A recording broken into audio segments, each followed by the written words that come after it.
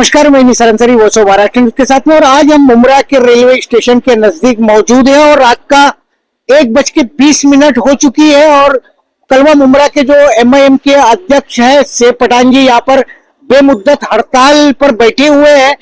इससे पहले भी बहुत सारी हड़ताल, धरने, आंदोलन वो मुमरा शहर के अंदर करते रहे हैं, लेकिन आज बेमुद्दत हड़ताल की नौबत क्यों आई और किन मुद्दों पर आई उसको लेकर के हम जानकारी लेंगे। सेव पठान जी, वॉइस ऑफ महाराष्ट्र में आपका स्वागत है। और इससे पहले भी आप धरने आंदोलन के मामले में मुमरा शहर के अंदर जाने जाते हो, लेकिन आज जो बेमुद्दत हड़ताल करके आप बैठे हुए हो, ये कौन से मुमरा शहर के ऐसे बेसिक मुद्दे हैं जिनके लिए आपको बेमुद्दत हड़ताल पर उतरना पड़ा? अस्सलाम वालेकुम रहमतुल्लाह बरकातहू।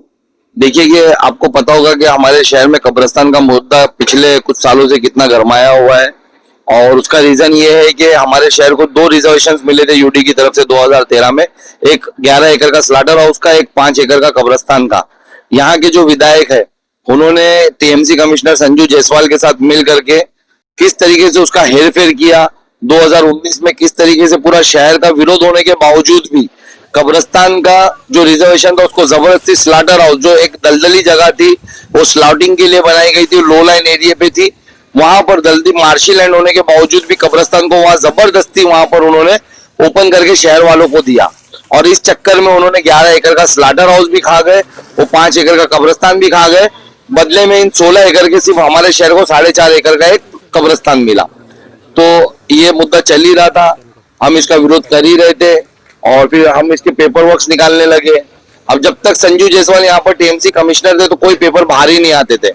अब जाकर के 2023 में उसके एंड में हम लोगों को पेपर यानी आरटीआई के थ्रू जवाब मिलना शुरू हुआ। नहीं तो इन लोग यहाँ के टीएमसी अधिकारी उसके हम जब आरटीआई मारते थे उस पर फाइन खा लेते थे, लेकिन जवाब नहीं देते थे। 2023 के एंड में हमको मिला, हमको कुछ यानी उसके पेपर्स मिलने शुरू हुए, तो हमने उनको बताया कि ये पेपर्स तो यानी यहाँ के एग्जीक्यूटिव इंजीनियर के, आप जो टीएमसी थाने म्युनिसिपल कॉर्पोरेशन की तरफ से या head of the TMC commissioner की तरफ से जो मान्यता होगी इस कब्रिस्तान की, हमको वो पेपर दीजिए।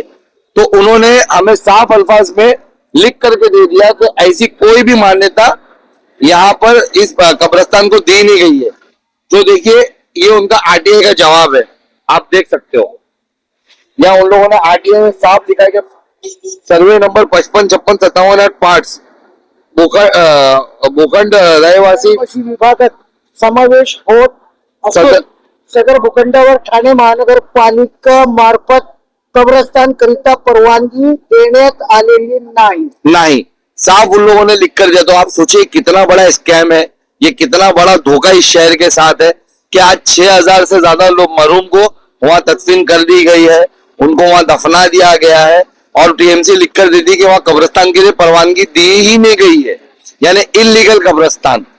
तो ये देखिए हमारा विरोध था उस कब्रिस्तान को, क्या हम आज भी बोलते हैं स्लाटर हाउस की जगह थी, लेकिन कहीं ना कहीं बीइंग एज अ मुस्लिम, एक मोमिन होने के नाते अगर आज वहां 6000 लोग को दफना दिया गया है, तो और शहर का जो देश के जो हालात बने हुए कि जहां पर हमारी लीगल जगह होने के बावजूद भी उन पर अतिक्रमण करा जा रहा है। वेरावल का एक सबसे बड़ी मिसाल है कि वहां 700 साल 600 साल 700 साल पुरानी दरगाह, मस्जिद, कब्रिस्तान पे बुलडोजर चलाए गए और उनको आवेद बता करके उनको सपाट कर दिया गया। तो ये तो टीएमसी लिख कर दे रही है टीएमसी के दिए हुए कब्रिस्तान को कि ये इलीगल है। तो कल ऐसा कुछ मुमरा में हो गया तो हमारे मरहूमों का क्या होगा, उनकी बेहुरमती होगी। इसके लिए हमने हमारा विरोध छोड़ करके अब टीएमसी से हम ये कह रहे कि आपने भ्रष्टाचार तो कर लिया, आपने नेताओं के साथ मिलकर के हमारा स्लाटर हाउस कब्रिस्तान का भ्रष्टाचार तो किया, लेकिन कम से कम जो कब्रिस्तान दिया था उसको तो लीगल कर दीजिए, उसकी तो मान्यता दे दीजिए। वो 6000 मरहूमीन था तो सोचिए। इसके लिए अब हम बैठे कि आप जब तक इसको मान्यता नहीं दोगे हम यहाँ बैठे रहेंगे। सेव पठान जी, इसी के साथ में मेरा एक दूसरा सवाल ये रहेगा कि जिस तरह से ये जो मुद्दा है कब्रिस्तान का, ये कोई नया मुद्दा नहीं है, इसके लिए आप काफी दिनों से लड़ रहे हो, सारे मुमरा शहर को पता है, भ्रष्टाचार का भी पता है, जो जमीनें कब्जा की गई उनका भी पता है, लेकिन इतने सारे मुद्दों के बाद भी मुमरा शहर की जो आवाम है, जो मुस्लिम कम्युनिटी जितेंद्र अवार्ड जी के पीछे रहती है, वो ऐसे सारे मुद्दों से डाइवर्ट नहीं होती है। क्या लगता है कि अभी इलेक्शन भी नजदीक है, क्या आपके कहने के मुताबिक मुमरा शहर का जो मुस्लिम कम्युनिटी का तबका है वो ऐसे मुद्दों से डाइवर्ट हो जाएगा क्या? जी देखिए, ऐसे मुद्दों से डाइवर्ट हो नहीं जाएगा, ऐसे मुद्दों से ऑलरेडी डाइवर्ट हो चुका है। अगर आप 2019 के आंकड़े देखेंगे ना, तो जो यहाँ के विधायक है उनको मुमरा के अंदर 48,000 वोट मिले थे, और मुमरा के अंदर उनकी अपोजिशन को 45,000 वोट मिले थे। ओवरऑल जो टोटल अपोजिशन थे, कहीं ना कहीं मुमरा ने पहले उनको नकार दिया था।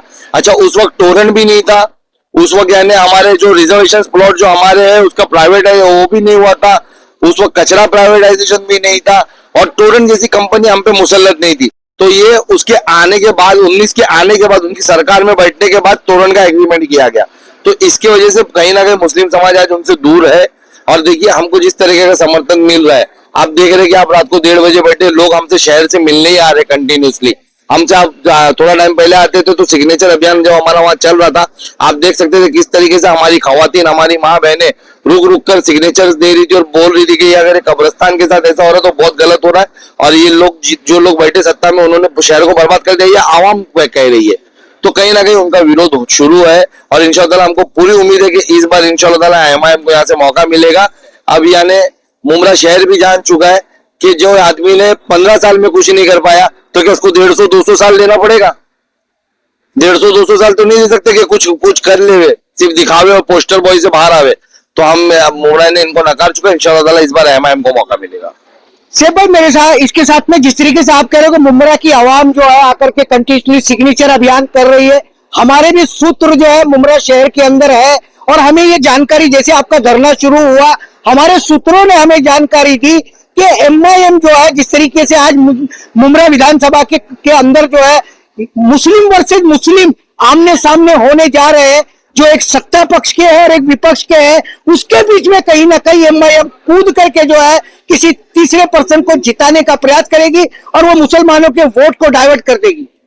बेबुनियादी बात है, आपके या तो आपके सूत्र गलत है या फिर आपको जानकारी गलत दी गई है।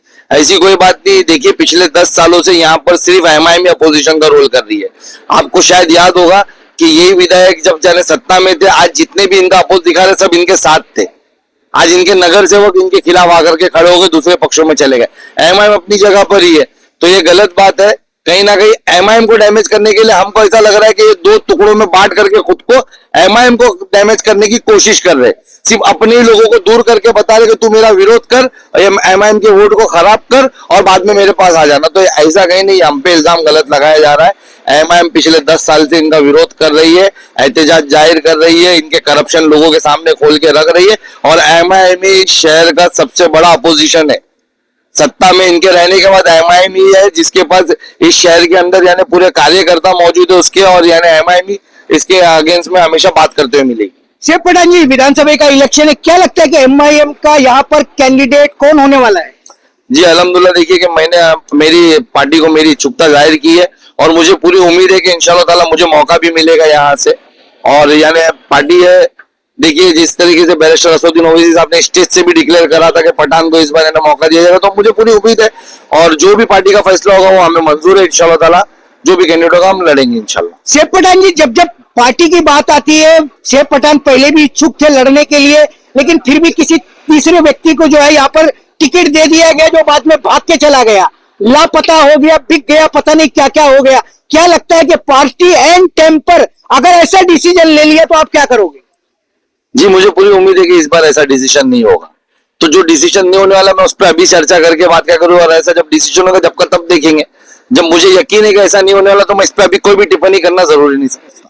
चलिए, जिस तरीके से सेब पठान जी ने बातें की, बातें बहुत सारी है। मुमरा शहर के अंदर समस्याओं का अंबार है। लोग ये कह रहे हैं कि 10 से 15 साल हो गए, जो विधायक है वो सिर्फ पोस्टर बॉय की तरह तो दिखाई देते हैं, उनके वादों के बड़े बड़े कटआउट्स तो मुमरा शहर के अंदर लगते और लोगों को दिखते हैं, लेकिन प्रैक्टिकल ग्राउंड के ऊपर क्या होता है वो लोगों को भी दिखता है। लेकिन कहीं ना कहीं एमआईएम जैसी पार्टी और सेब पठान के बारे में हम इतना तो जरूर कहते रहेंगे, चाहे वो एस्केलेटर का मुद्दा हो, रेलवे स्टेशन का मुद्दा हो, भ्रष्टाचार का मुद्दा हो, वो हमेशा ही आंदोलनकारी बन करके इस मुमरा स्टेशन पे बैठते हैं और अपनी बात जनता के सामने रखते हैं। लेकिन सबसे बड़ा सवाल यह है कि 2024 के विधानसभा के इलेक्शन में सेब पठान खुद जो है यहाँ से कैंडिडेट्स होने जा रहे हैं। मुमरा की जो मुस्लिम जनता है, जिसको लोग एक तरह से भक्त भी कहते हैं, वो भक्तों का जो भक्ति है वो कैसे टूटेगी और कैसे लोग सच्चाई को जानते हुए डाइवर्ट करेंगे और अपने आप को जो है